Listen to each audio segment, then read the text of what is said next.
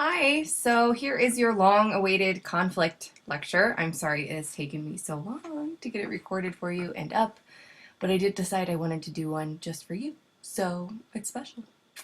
The first thing we need to consider is why we study conflict.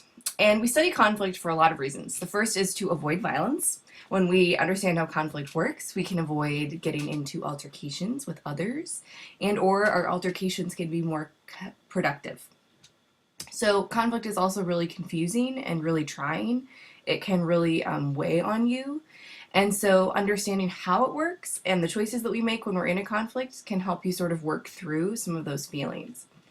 It also helps you achieve your interpersonal goals. We have to have conflict in order to achieve some of our goals because all of our goals are not always going to be aligned with other people. So understanding how it works can help you be more successful in accomplishing those goals. Conflict also affects our physical health. There's studies that show that when we are in consistent conflict, the stress of it weighs on us. And so understanding how it works helps us work through that stress. And then finally, conflict is completely natural and inevitable. In all relationships, everywhere, conflict is naturally occurring. It's not a bad thing when conflict occurs in a relationship. It's actually a good thing because it means that you can address what goals each party has and how you're going to accomplish them. So conflict is technically an expressed struggle between at least two interdependent parties who perceive incompatible goals, scarce resources, and interference from others in achieving goals.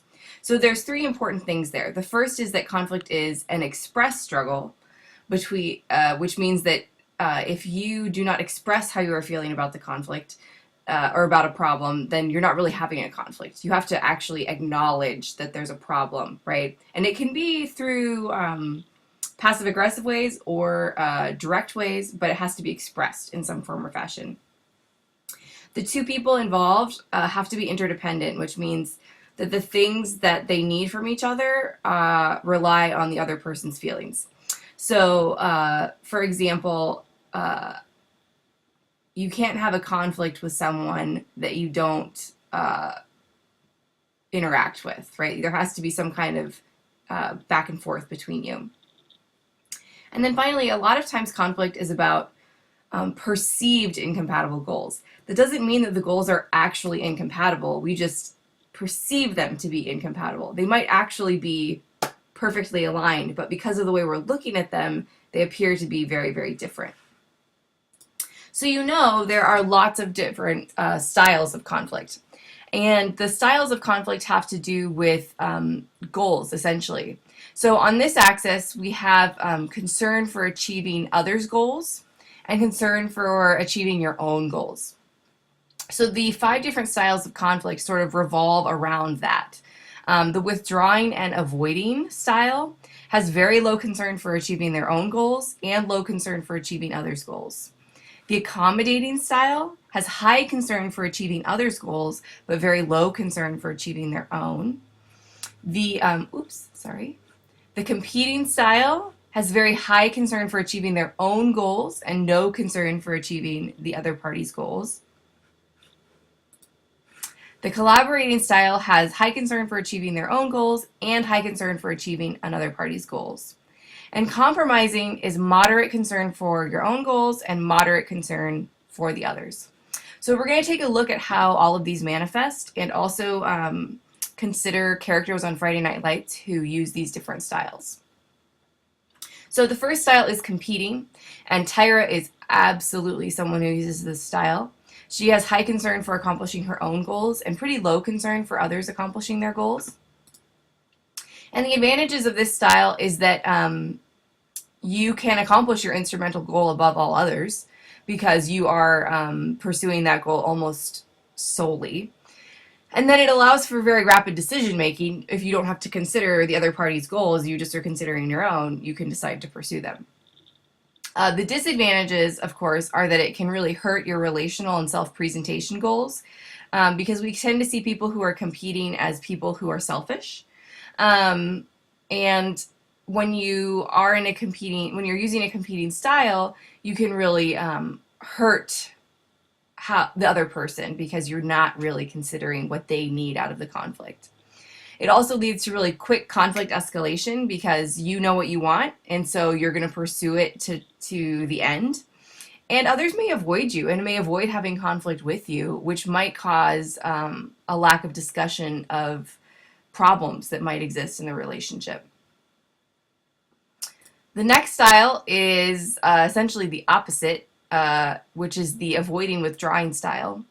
And this is actually wrong up here. It should say a low concern for self and low concern for others, because the avoiding or withdrawing style doesn't care about anybody accomplishing their goals. They just want to get out of the situation where there might be a conflict. So the advantages are that if you use this style, you can let some goals go because you have to. If you want to avoid it, you can't pursue your own goals, so you have to let those go. It protects you against harm. So if you don't have the conflict, you can't be hurt by the conflict. And it's really appropriate for short-term relationships or low-intimacy relationships. If the clerk at the grocery store pisses you off, it's really not worth having a conflict with them. So withdrawing or avoiding from the conflict is valuable there. The disadvantages are that it can be seen as weak or uncaring. A lot of times people who use avoiding styles are accused of not caring about the situation, and that's not really the case. They care, but this is their way of dealing with it. Another disadvantage is that you abandon the whole goal entirely. So whatever the problem is, whatever you'd like to see happen in the relationship, you walk away from. And this style also reinforces the idea that conflict is bad. So people who use withdrawing and avoiding styles exhibit the idea that conflict is bad and should be avoided. And so it reinforces that thought that we should not be in conflict with other people, when actually being in conflict can be a really good thing. The next style is collaborating, and this is someone who has high concern for themselves and high concern for others in terms of accomplishing their goals. And Tammy absolutely uses this style. The advantages are that both parties end up being satisfied. It can lead to a lot of creative solutions because you're considering both needs. It shows high commitment. When you're using a collaborating style with someone, it means you really are committed to that situation and to that partnership. It's very good for long-term relationships because both parties are accomplishing what they desire and working to find a solution that will meet everybody's goals. And it enhances both your instrumental goals and your relational goals, because when you collaborate, you strengthen the relationship. The disadvantages are that it requires a lot of energy, takes a lot of time to work through those possible solutions. It can be faked. People can pretend to collaborate when really they're maybe competing or avoiding. And finally, it's really frustrating if it's not reciprocated. If you are using a collaborating style and the other person is using a competing style, that's really, really hard because you're trying to accomplish both sets of goals. They're just trying to accomplish one. So it can be very frustrating when both parties do not use the same style.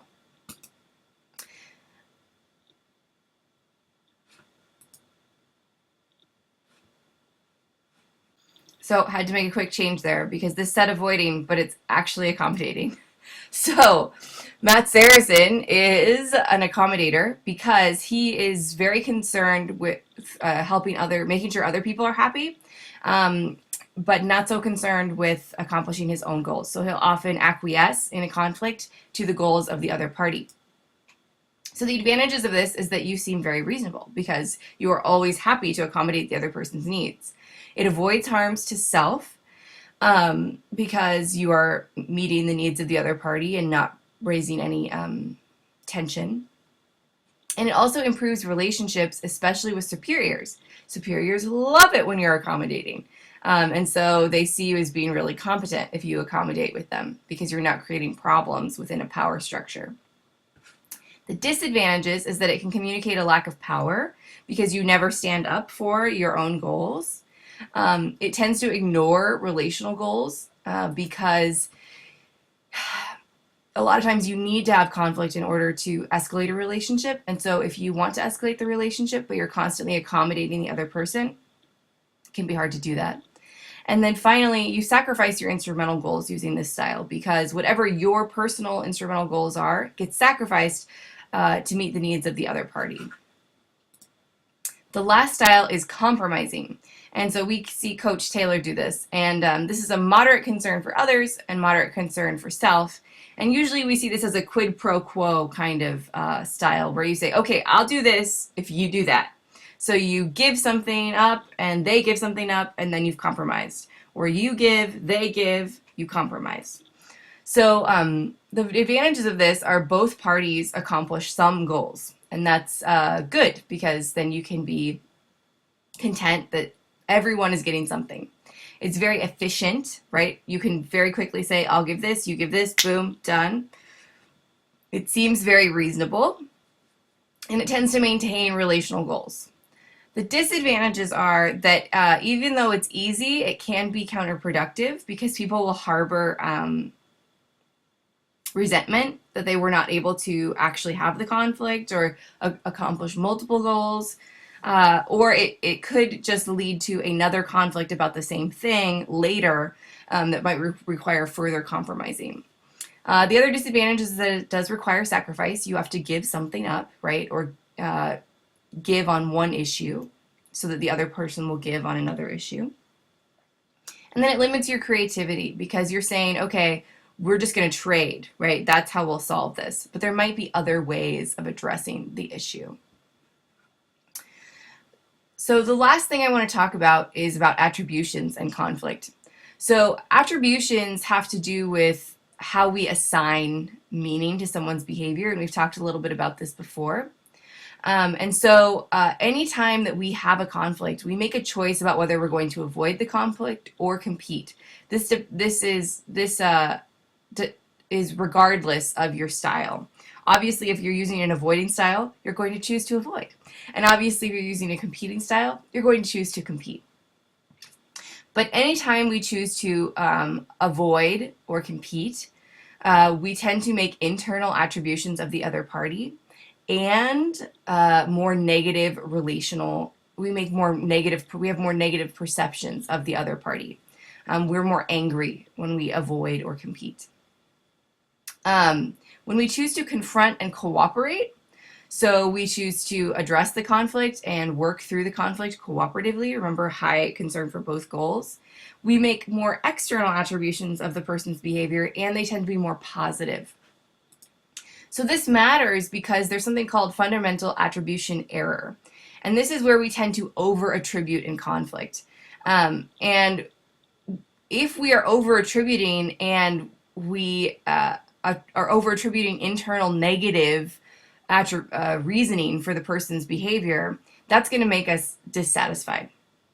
So dissatisfied couples tend to make negative attributions and make internal attributions of their partner. So when you're in a conflict with someone and you're in a dissatisfied relationship, you'll say, oh, this person is a bad, mean dick, and that's why they're doing this. So it's negative and internal.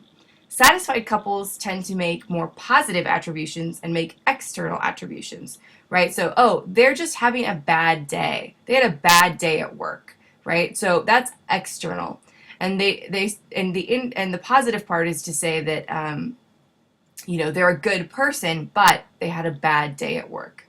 So this matters because a lot of times if we just shift the way that we're making our attributions or shift the way that we're perceiving the behavior, it can help us better interpret the conflict. So if we're saying to ourselves, oh, that person's an asshole, they're an asshole, they're an asshole, inside they're an asshole, that's why they're bad. If you shift to looking at them and saying, maybe they just had a bad day. Maybe they're good, but they had a bad day. It can help you better work through the conflict. So it's an important thing to consider, especially if you're having consistent conflict with someone. I hope that this helps you consider conflict in some new ways.